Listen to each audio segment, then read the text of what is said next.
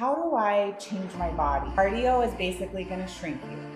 But if you add in weightlifting, it's going to change the shape of your body. I work out every single day, 5 to 6 days a week I work out, and I don't love it. Oftentimes, prayers get answered for me through friendship. And I think that's why I'm just so grateful for sisterhood and for friendship and my girlfriends, because it's been such a gift to me. And I want that for all of you listeners too. I want you to know the blessings that are there. The underlying baseline for everything, for friendships, for working out, for relationships with your husband, is make a date and keep it.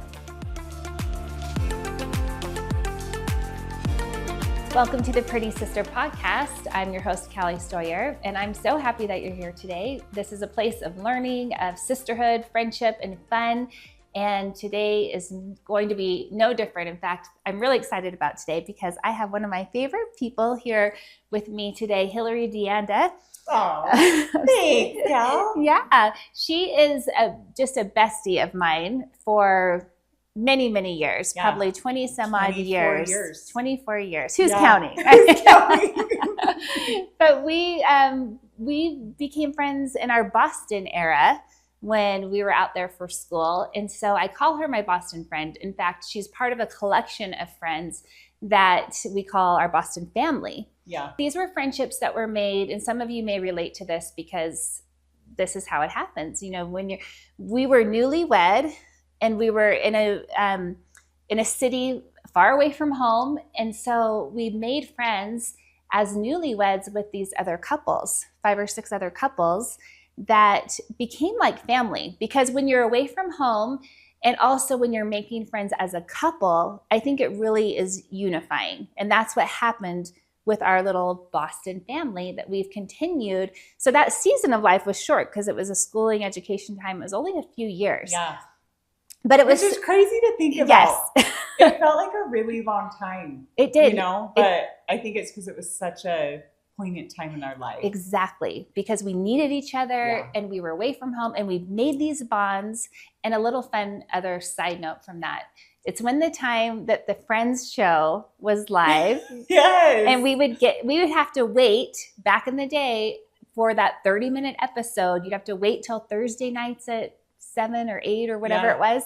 And so that's how we bonded. We got together as friends and watched Friends live and would have to wait a whole week. And we probably really just saw each other once a week for that period of time. And then, it's just become this treasure trove of friendship where we've even done our family reunions annually with this Boston family. Mm-hmm. So just had to give you some backstory so you can feel the love that we feel for each other as we're having this conversation. And we get together and have such great conversations. And part of why I do this podcast is I want to share them, just to give you guys a little glimpse of what fun, authentic, real friendship feels like, and just good girl talks. I mean, that's sometimes what I hope that you're getting is just some really good girl conversations. So, Hilary, thanks for being willing. Thanks for having me. This is so fun. Oh, good. I'm glad. We'll see if you think the whole thing is fun later. You can tell me the truth. No, it is fun. But so here's why I wanted to bring Hilary on, other than just she's a fabulous person that you all need to meet. She has been raising 5 boys. Yep. 5 adorable boys. And has, through that experience, gone through thick and thin, as we all do in that journey of mothering. Yeah. And I've watched you go through wonderful times and struggles, and would love for you to talk about some of that. But then I've also seen you get through the hard years. I think the young years are just the hard years. I know some people think the teenage years are hard, but I think you're in the depths, I feel like, in the trenches, right? Yes. Yeah. Yes. When they're just all little. Yeah. But now you're doing some really cool things now that you've kind of emerged from those trench times where it's just hard to find time for yourself. Mm-hmm. And now, I mean, it's interesting because it's work, but I do think it's time for yourself that's making you so happy. So she's a Lululemon, ambassador is what it's called. Lululemon Ambassador. Yeah. Which is really cool. And I want you to tell us about that. So first tell us what that is. And then I want to let's share with everyone how you got involved in that. Yeah. So I was a Lululemon ambassador. So I did that for a year. And I actually was teaching workout classes in the community. Mm-hmm. And what they do is they pick out people that are in the community that they feel like are connecting with people and creating community in the fitness industry. And so they asked me, it was a surprise. Like I had no idea. They asked me if I wanted to be an ambassador for their company. And was this when the program was kind of new, like in the beginning stages? No. So they've had it for many years. Mm-hmm. And in fact, I don't know how many years, but I know that I follow a girl on Instagram that she was one 10 years ago. Okay. So it has been a while. Okay. Yeah. And so they asked me if I wanted to be an ambassador. And I was like, of course, I'm honored. Like that's such a neat thing to be asked to do.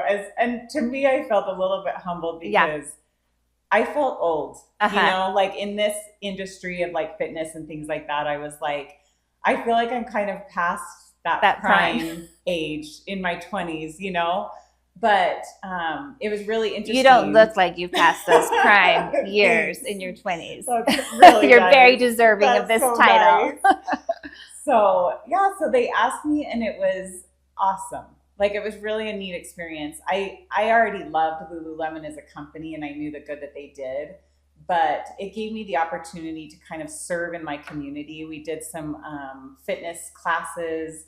The people who worked in the store would come to my classes to support me. So it gave me an opportunity to almost give back. Like one of the things that they allowed me to do was in December, they said, I want you to pick 3 people to come in who you feel like deserve a treat from Lululemon. Oh, wow. So I got to pick 3. I chose 3 women that lived near me that I knew would not treat themselves.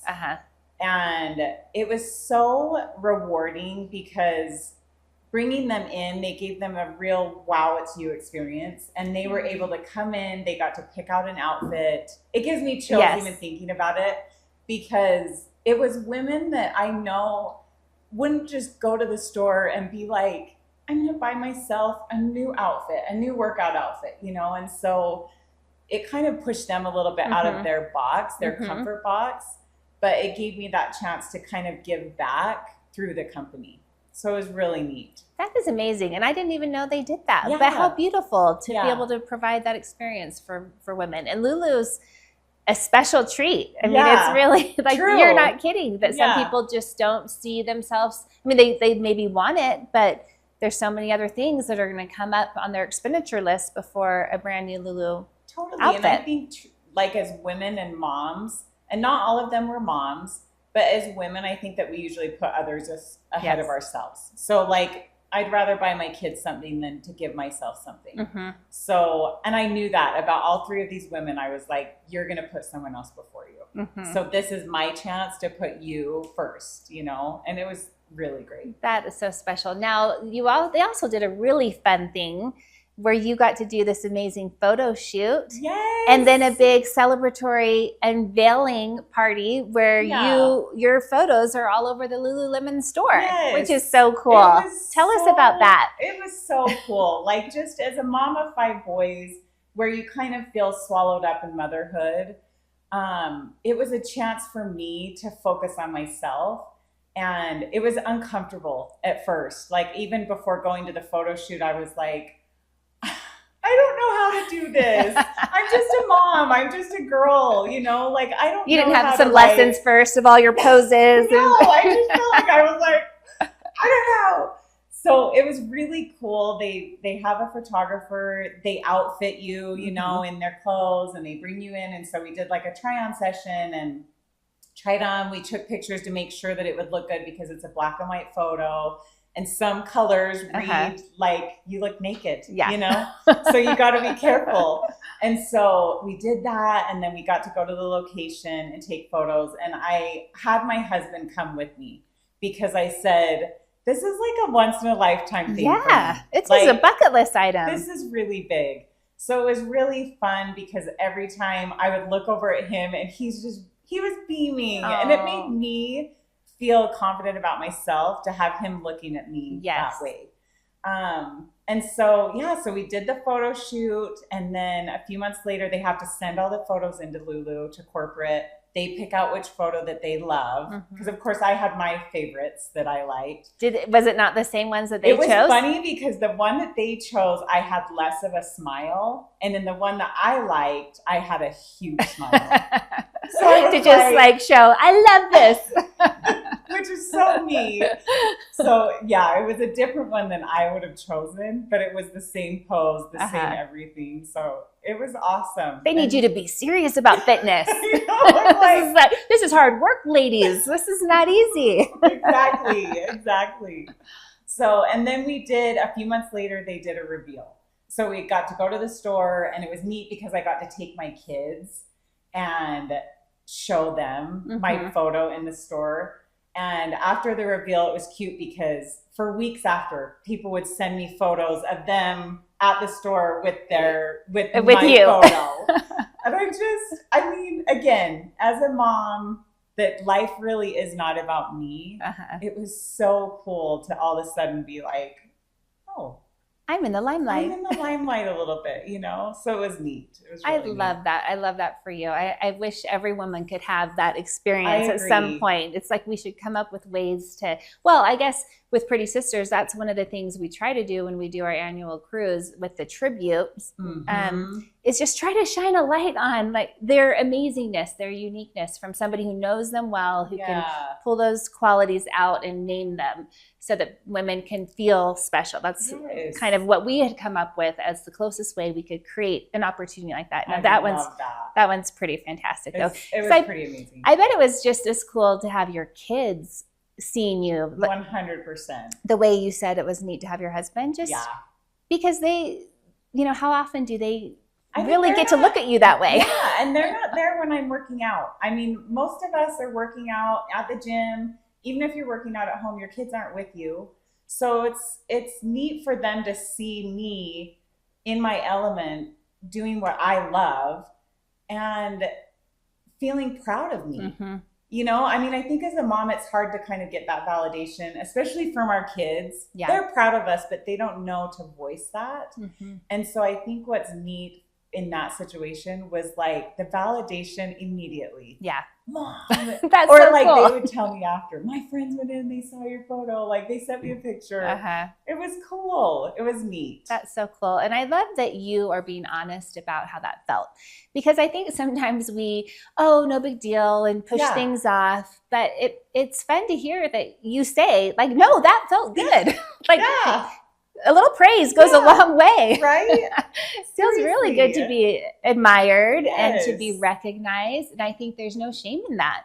And the more we can create opportunities for that in our life, and even hearing us, and you saying and admitting that would give us some insight into how our kids even feel when we do that to them. Like, so we can shine a light on them and their strengths, because just like we feel good about it, they're going to feel good about it too, or anybody else. Okay, so you didn't always work out. I mean, you didn't always have time for working out, but was some specific reasons that took you down that road. Do you mind let's talk about that. So after my first baby, I think I was okay. And to be honest, I really think that it was because of our Boston crew. We all were living in Boston. We were all young married. I really leaned on these women in my life. And when I moved down to DC and had my second baby, I didn't have that immediate bond with women. I definitely had friends, but it wasn't that family environment yet. And so it was just me and my husband and these two kids. And so after I had my second, I had really bad postpartum depression, like really scary, struggled to get up. I mean, thank goodness I had a baby that I had to get up for. But it was hard.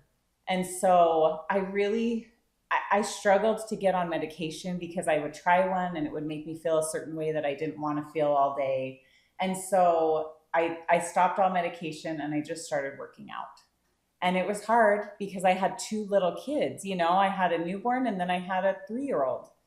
And they wouldn't go to the gym. They wouldn't go to the daycare. If I course did, they'd not. call me. They'd like come out, I'm sorry. And your baby's crying, and that's embarrassing. And so I didn't go to the gym. I would work out at home, and I started finding ways to do it and work it into my life. So I would go across the street. We had a park. I would take the boys, I would put them in the center of a soccer field, and I would do laps. I would run laps around that soccer field. And then I'd do lunges, and I would bring them into it too. I'd hold the baby because Charlie's crying. And so I got to hold him, and I'm doing, squats and things like that. And that brought me out of my postpartum depression.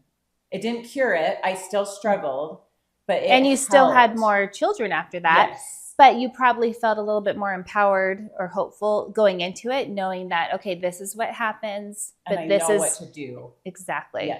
Yes. And then as my kids got older, I was able to take, my oldest two wouldn't go to the nursery, but my youngers would. And so then I started going to the gym, and then I started finding a community of men and women who loved the same thing I loved. Mm-hmm. And so it was like fun for me to go and work out and see people, because it was like a social event for me, which, as we know, as women, we need that. We do. We absolutely need that. And we just need to find it wherever we can. Yes. So I went to the gym and I found it there, and then I've never stopped. I love that. Yeah.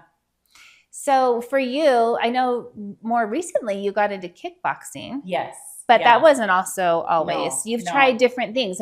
Has there been something in particular that you found, or have you just kind of moved around to try new things? I moved around. I always knew that I loved lifting weights. I think that was like a big thing for me, because I could see a difference in my body. Like there was one time where I was talking to one of my good friends in DC, and she had done some fitness shows and different things. And so I was asking her, because I was still just learning how to do this fitness journey. And I said, how do I change my body? I feel like I'm eating right, I'm working out. And she talked to me about cardio is basically going to shrink you. But if you add in weightlifting, it's going to change the shape of your body. Mm-hmm. And so that really clicked with me. She said it like this, and so I'll explain it to you guys. It was like, if you have a pear-shaped body and you do a lot of cardio, you're still going to have a pear-shaped body, but it's going to shrink smaller, which is fine. And if that's what you're looking for, then that's a success. But if you have a pear-shaped body and you want to build up a little bit more on top, you've got to lift some weights in order to change that part of your body. So that really helped me, and that pushed me into kind of the weightlifting arena of working out. And I've loved it. And you mentioned that I had done boxing. So I've taught boxing classes and I've taught weightlifting classes. I got into boxing when we first moved from DC to Utah, because that's what all my friends were doing. And so I was like, okay, I'm going to try it. I want to be with the girls. And so I did that. I had an amazing coach, and she had the right music. She had the right energy. And I was like, I would get lost. Like I loved it. Yeah. So that got me hooked on boxing. And so that's what kind of pushed me to teach boxing, because I was like, I want to share the same thing that she gave to me with other women, and show them that you can enjoy working out. It doesn't have to be that dreaded hour in the morning or in the evening, whenever you can find time. It can be exciting and fun and enjoyable. And boy, does the music make a difference. Yes. There's nothing like when the beat hits just right, and you can get into it, and it just feels... And you lose yourself. You do. You just lose yourself, and it's so fun. Yeah. So there was a moment that you talked about where you knew you needed to work out, but when you're depressed and when it's hard, it's especially hard. Yeah. I mean, it's hard to motivate yourself to do it when it's easy. True. Totally. Like I would say for me in my life right now, where my kids are either gone or in school, it's actually really easy, and it's still hard to get myself to do it. So what strategies did you use to get yourself over that hump? Because I think that would be helpful for people to know who might be in that same situation. Yeah. I mean, there's lots of women who are having kids and going through this. So I think the bottom line is, it's never going to be easy. Yeah. And I think that sometimes people keep waiting for that time when you're like, oh, I just crave exercise. And there are certain people who truly do crave that and they want that in their life. I don't. Like, I'll be honest, even now, I work out every single day, 5 to 6 days a week I work out. And I don't love it. Mm-hmm. But when I get there and the beat drops, yes, and I'm in it, I'm like, I do like this, you know? Right. It's like you don't love the getting up in the morning yes. at like 5 a.m. and all of that leading up. That's just the hard part. You've just got to 5, 4, 3, 2, 1 and do.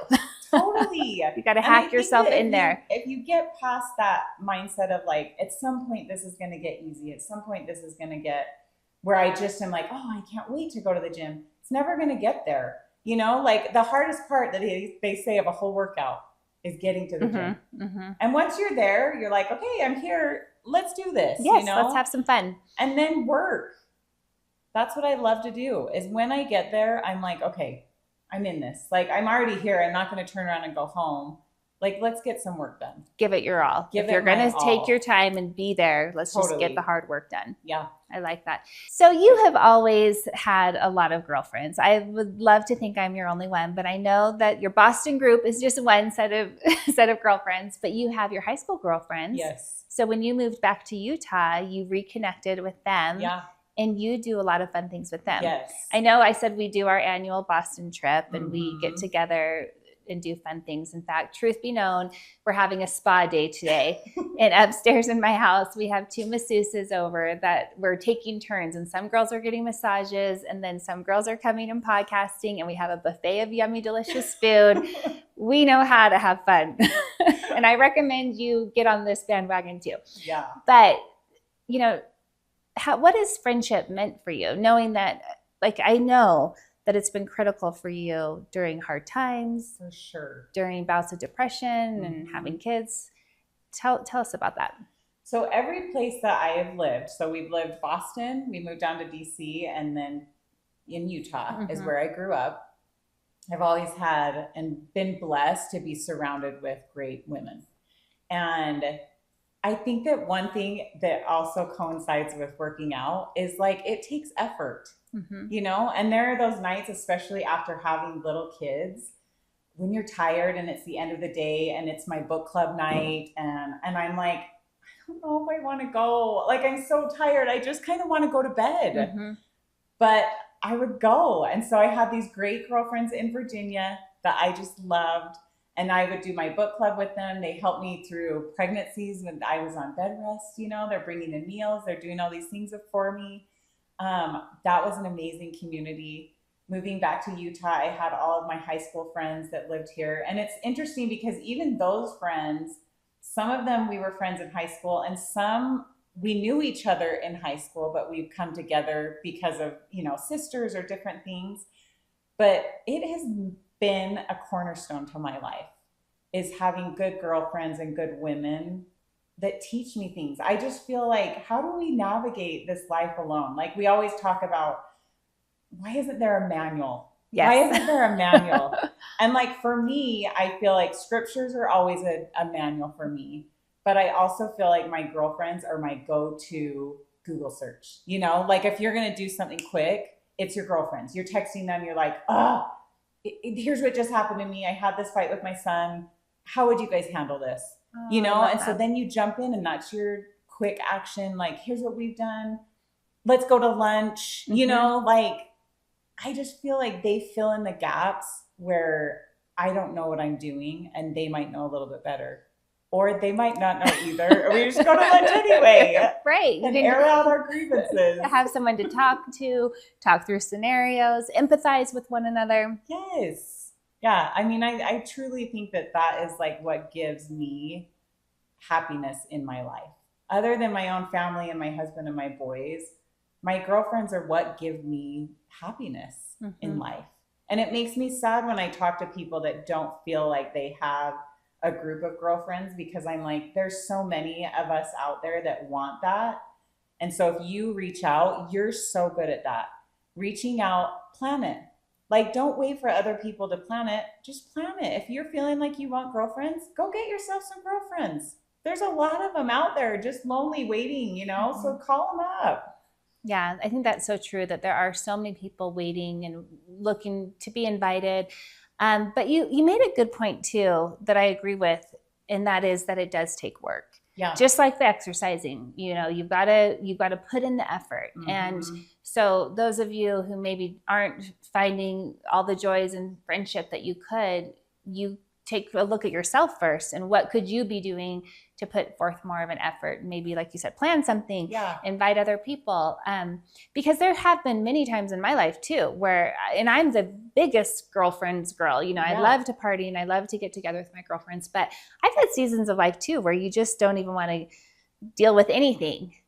But just like working out, if you'll just go, if you just show up, I'm always rewarded and I'm always grateful. Yeah. And I find that women will, oftentimes, like, prayers get answered for me through friendship so much. In fact, even yesterday, I was having a hard day. I was sad about something, and then I get a text from a friend that says something beautiful, that was encouraging, and I was like, thank you. You're an answer to prayers. I mean, that text that she took the time to send, not knowing at all that I was sad, was such an answer to prayers. And I have had that experience over and over and over again, but it hasn't come without effort that I've put into the friendships to be able to get the blessings of receiving that come always when I need it. And I think that's why I'm just so grateful for sisterhood and for friendship and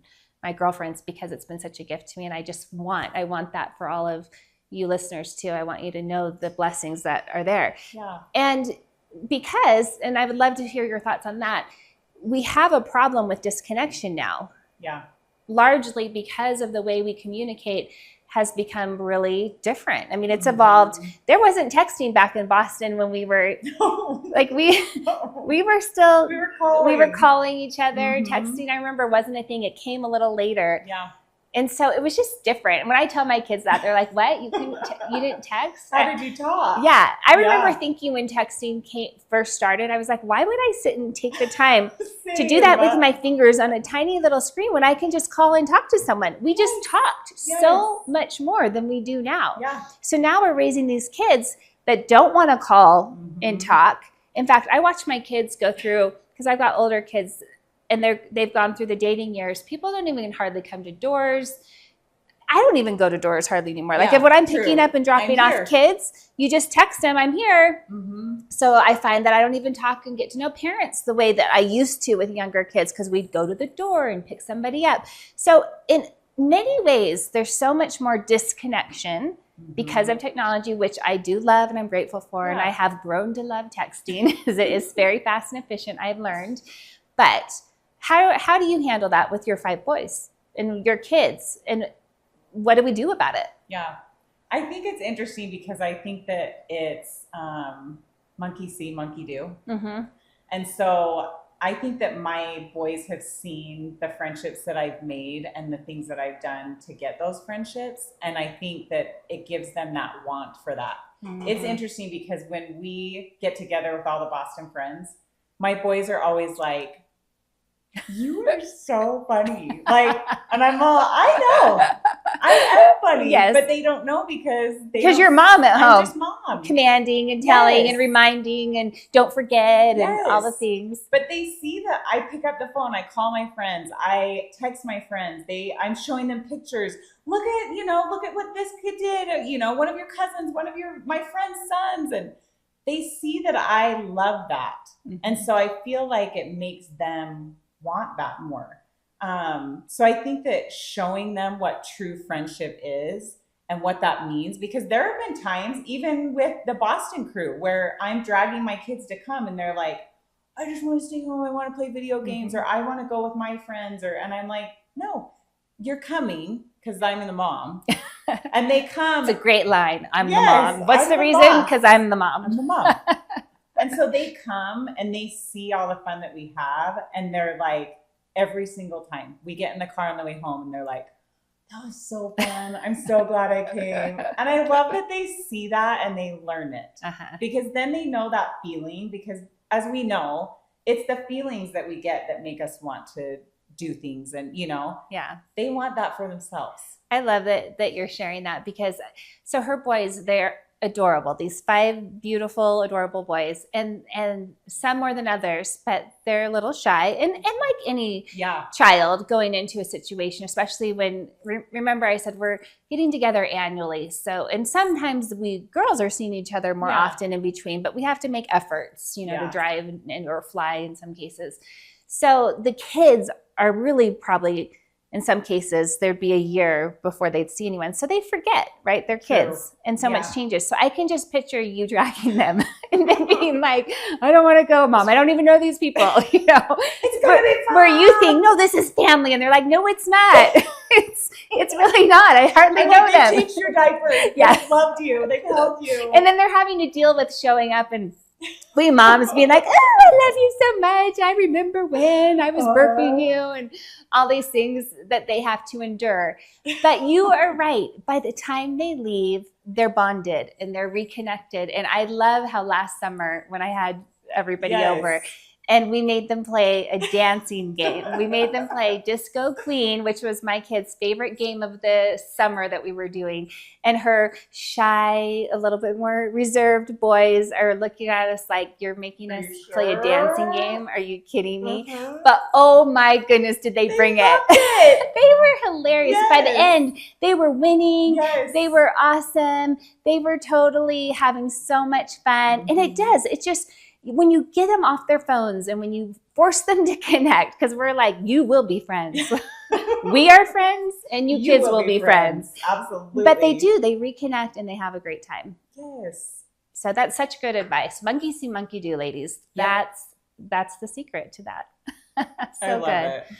So as we wrap this up, any words of wisdom that you want to impart to our younger moms that is like something that you've learned through? I mean, I know that's a hard question. There's so many things that you learn through mothering, but anything on your heart that you'd want to say? I think that there's the underlying baseline for everything, for friendships, for working out, for relationships with your husband, is make a date and keep it. So with your friends, make a date of something, I mean, it's almost like our bishop told us, with the temple, when you leave the temple, get in your car and make another appointment. It's the same thing with your girlfriends. It's the same thing with working out. It's the same thing with your husband. Always have an appointment on the calendar of something. So for me, I know I have to work out at either 5 a.m. or 6 a.m. every single day. It's a non-negotiable. So I do that every day. I show up for me. With my girlfriends, I'll drive anywhere and we'll get together and we'll have a blast. I'll fly anywhere. Let's do it. With my husband, if I make a date, I keep that date. So that's my advice, is just make sure that you're making those dates and you're keeping them. Mm-hmm. I love that, because it builds confidence, self-confidence, right? Mm-hmm. Because the more we can trust ourselves to do what we say we're going to do, make commitments and keep them and show up, then that's building this muscle of belief in ourselves. So you're doing something that you're worth doing, committing to yourself in this way, and then building that muscle, building that, exercising that. It's such a beautiful way to build self-belief. And if you're doing that and then your kids are watching you do that, how powerful is that? They'll learn it. Very cool. Monkey see, monkey do. See, monkey do. So, okay, one last question and then we will wrap it up. But it's been so fun to watch you blossom and be doing, being this ambassador for Lulu. What other dreams are on your horizon? Because I feel like, girls, we just need to always be dreaming and just planning for fun things. So any other little fun, big or small dreams? What's in store for you? Well, I'm going to be a grandma here in the next month or so. That's so awesome. So wild. I'm so excited for that new dream to come into fruition. Because, when you have kids, you think about that. Someday I'm going to be a grandma. I want to be the grandma that continues to work out. I want to be the grandma that continues to try and do her best for herself. That's my dream, is that I continue to be bigger and better in my life than I have been. So take what I've learned, put it into my life, and continue on growing. That's amazing. I love that. And so many things that you'll be leading the way on as you show that to your kids and to your grandkids. That's really powerful. beautiful, actually. Thanks. All right. Well, what an amazing time to get to talk with you, Hilary. Thank you so much for being here. Thanks for having me, Cal. And thank you, listeners, for joining us for this podcast. We're so grateful. I'm so grateful that you are tuning in and listening. And if you loved the conversation, I invite you to share it with somebody who might need to hear this, somebody else who might benefit from hearing these wise words of wisdom from Hilary and her experiences. And also would love for you to write a review and, of course, follow so that you can be the first to hear the next one. So until next week, stay pretty, and we'll see you then.